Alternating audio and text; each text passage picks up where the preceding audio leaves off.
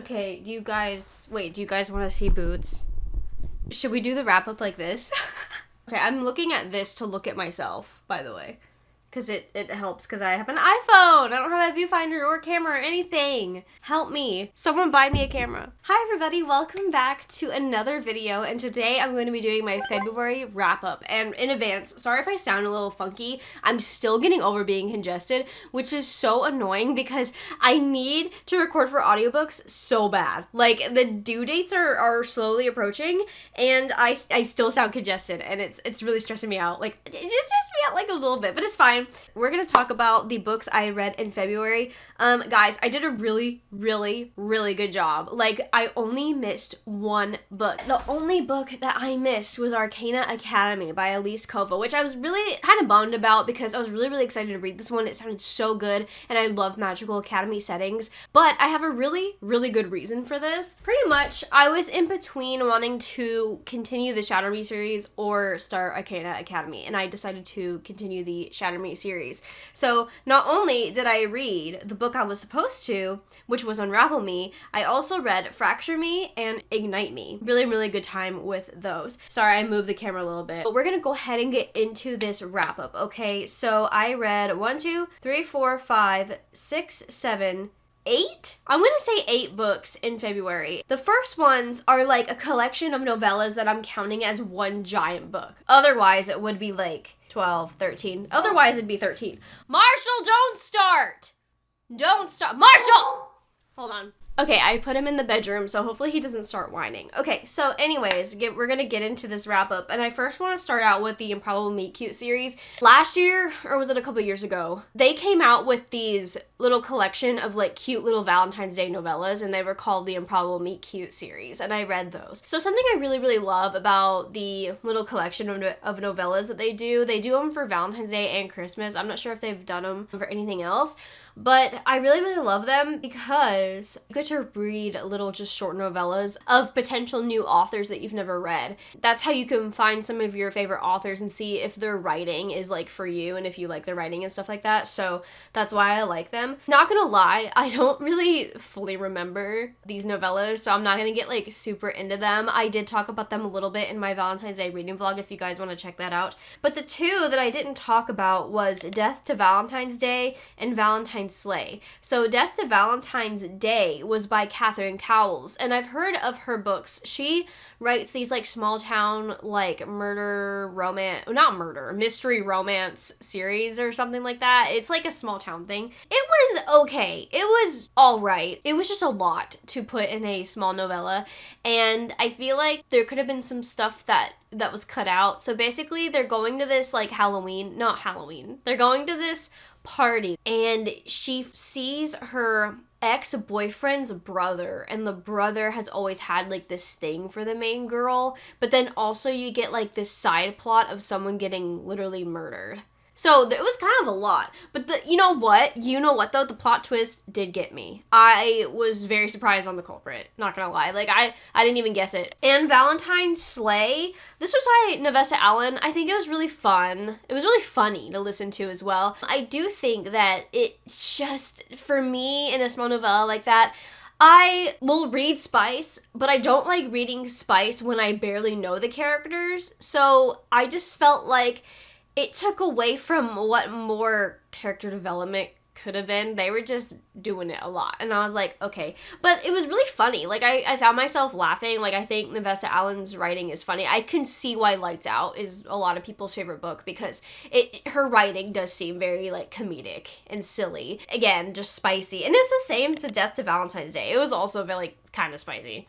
And also they dropped like the L-bomb. They like said they loved each other, and I was like, whoa, that's crazy. They barely know each other. But anyway, that was kind of just that. Not really anything crazy. It's just, they're small novellas. I don't think they're meant to be taken like so seriously. So I'm really like lenient when it comes to rating those. I'm not going to talk about the others because I already did. I already talked about them. I'm not going to talk about them in this. They're all pretty similar to each other, except Second Act Romance sucked. But like the others, I would put like 3 or 4 stars, honestly. Anyway, we're going to get into the actual like books now. So I had a reread for the first time. I've never reread a book. And I know that sounds really weird. I have not like gotten into my reread era yet, but the first book I reread for February was The Do-Over by Lynn Painter. This is obviously just cover up Boots. The cover up. What if I just did all the books like that? Just cover him up. The Do-Over by Lynn Painter. Obviously, this book is just perfect to read during Valentine's Day. Emily wakes up and it's Valentine's Day over and over and over again, and she has to relive her like most horrible day all over again. She has to find out how she can break this time loop, and there's like a similar thing that keeps happening on those days. Like she keeps running into this guy named Nick, and she doesn't understand why. So kind of that little groundhog trope, I guess. And it was really, really fun. It was just as good as I remember it. I did rate this a 5-star. I think the only thing that kind of makes it from not hitting my God tier is because I do wish there was a little bit more at the end with Nick and Emily. I just wanted like a little bit more with them. But otherwise, this is still 5 stars, really, really good. I could foresee myself rereading this book a lot. It was just really, really fun. All right, next is First Time Caller by B.K. Borison. This is another perfect book to read during Valentine's Day. I liked it. I do think that her writing has definitely improved. I read Love Light Farms by her and I did not like it at all. But this one was definitely a lot better. I really liked Lucy. Aiden, I feel like his character should have been developed a little bit more in the sense that like he kind of would jump around from what he like wanted, and I feel like in the beginning his character made sense, but then towards the end he just had this like, I don't know, he just had this like switch of character, and like I was trying to understand him, but he was just kind of bothering me. And then I really feel like Lucy's daughter should not have been 12. It just didn't make any sense to me. I read this book, and The Do-Over in my Valentine's Day reading vlog as well, if you guys want to see kind of like in real time reactions and stuff. This one obviously was about Aiden and Lucy. Aiden has a hotline and he basically helps people with their love problems essentially, and Lucy's daughter ends up calling to kind of get advice for her mom, and then it kind of just goes from there. Lucy ends up going on the show. She has a lot of chemistry with Aiden, but a lot of people are also following Lucy's story and want her on the show and stuff. So that's kind of where it goes. He's getting into stuff. Boots, will you go away? Go. Anyways, though, he's trying to play. You can't play right now. I think I would rate this probably like a 3.5. I don't know, actually maybe a 3.25. Because I just felt like it wasn't something I could sit and binge, because like the writing was easy, but it just wasn't something I was like super into, if that makes sense. But I'm really, really excited to read the next book in this series, which is called And Now Back to You, because it's about Jackson, and anytime Jackson would come up in this story, I think he was really, really funny. So I'm really excited to read that one. I had One Dark Window on the pile. I read this in January. I don't know why I did that. Guys, February was a really, really hard reading month, and I definitely learned my lesson. And that lesson is, do not put 2 of your biggest and most intimidating reads on the TBR, because it was very difficult. I did read both of them, but it was very, very hard. Surprised that it didn't put me in a full-on reading slump. So let's go ahead and start with The Raven Scholar. So I think that I had expected to like this one a lot more. This one is definitely more of like a high fantasy. Basically, you're following this girl named Nima, and she is a Raven Scholar. She worked really hard to get to this point in her life, and basically she kind of just follows the emperor and kind of does what he says. And then basically every 24 years the land has to have like a new emperor. How they do it is they kind of attend these trials. So each person from their own section, which there is different sections, there is like the bears, the ox, the monkeys, the hounds, the ravens, right? Essentially they pick one from each one to compete in the trials to be the new emperor, and then something happens to the Raven contendant, and Nima has to take her place and essentially start doing the trials and things like that. And there's a lot that goes into this. There's a lot of characters. There's a lot going on. If you want to read this but you've never read high fantasy before, then I strongly suggest you start somewhere else, because it was a lot. And it wasn't bad, but I feel like there was a lot going on, but then nothing going on at the same time. The beginning was really interesting. I was really interested. Like, you can watch my reading vlog for this if you want. We would get somewhere and it would be interesting, but then we completely like kind of trail off into like a different direction, and I'm like, but wait, I want to get back to what's going on, you know what I mean? So that was kind of like frustrating, but there were a lot of characters. But even with that being said, there were characters I really, really enjoyed. I don't remember their names, but like I enjoyed them. Will you get off of my iPad? I'd probably give it a 3, because I don't think about it, but when I do, I get stressed out. I really don't remember what I rated these books on Goodreads. I did not write it down, so we'll see. The Nightingale by Kristen Hanna.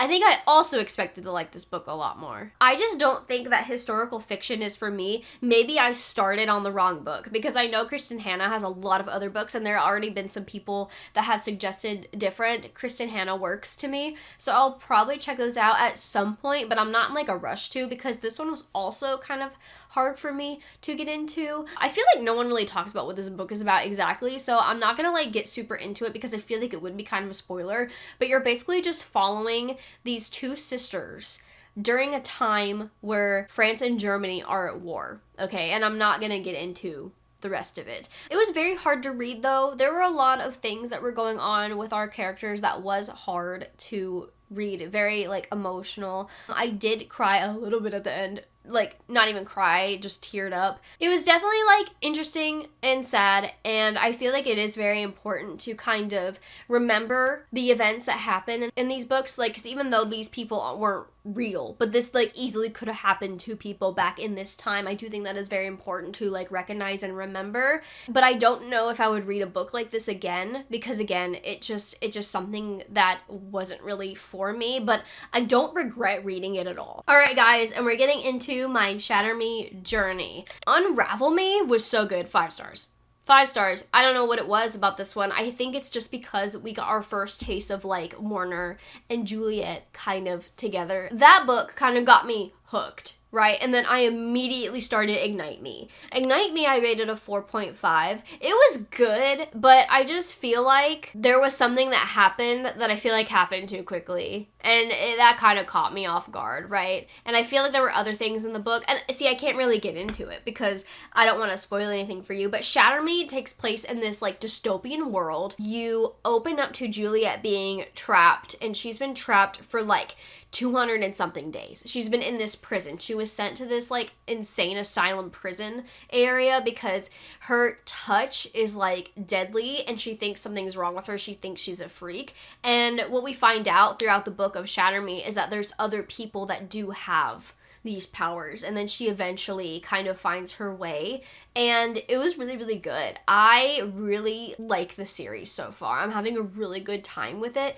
and I cannot wait to finish the rest. Oh, also I read the novella, Fracture Me. I forgot. This was Adam's novella, so you can kind of see how it's kind of forgettable for me because I'm not the biggest Adam fan right now, but it was good. I mean, I would give it like a 4. I think it was important. They're definitely interesting to read because you're reading kind of what you're missing out in the other books, right? You're kind of getting more people's feelings throughout, if that makes sense. So that's really, really fun. Otherwise, that's it. Wow. So that was pretty much my February wrap up. I hope that this video is good. Sometimes I feel like I don't explain things very properly. So yeah, anyways, I'm so excited for my March TBR. I have a really, really good TBR right now. Anyways, guys, that's the end of today's video. Thank you so much for watching. I will try really, really hard to get something filmed for you guys in March. Well, there will be something, but this month is just really, really busy. Hopefully I can get something out, but if not, sorry in advance, but I'm really, really gonna try. Anyways, thank you so much for watching today's video, and I will see you in the next one. Bye!